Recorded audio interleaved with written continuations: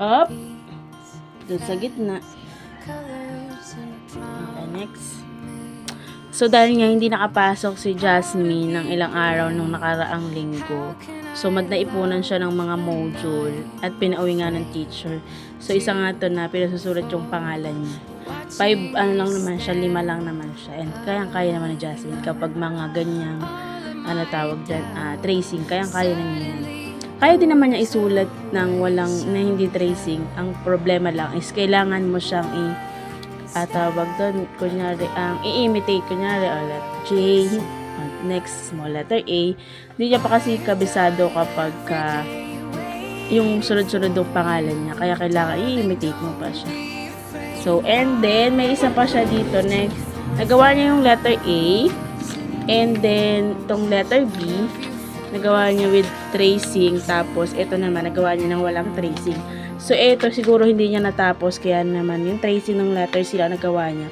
Then magsusulat kami dito ng letter C na hindi na tracing. So yung kaya na niya, titingnan kung kaya na niya isulat ng walang tracing. Sige, next, G. And then dito, dahil nga nahihirapan si Jasmine sa mga yes, Mango, nahihirapan si Jasmine kontrolin yung kanyang kamay kapag right ka ulit, again, right ka dito, R na, kapag yung kunyari sulat lang. Kaya ang ginawa ko is nilagyan ko siya dito ng glue stick.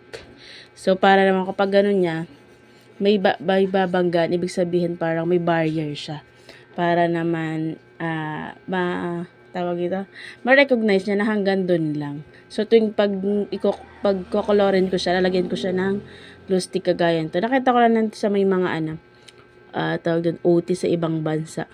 So, nag-search kasi ako ng mga kung paano tutulungan si Jasmine mapaayos yung kanyang pagkukulay. Ha? Alligator. A? Yes? Alligator. So, wait muna, tapusin muna natin to. Okay, next, again. So, yun lang muna. Bye-bye!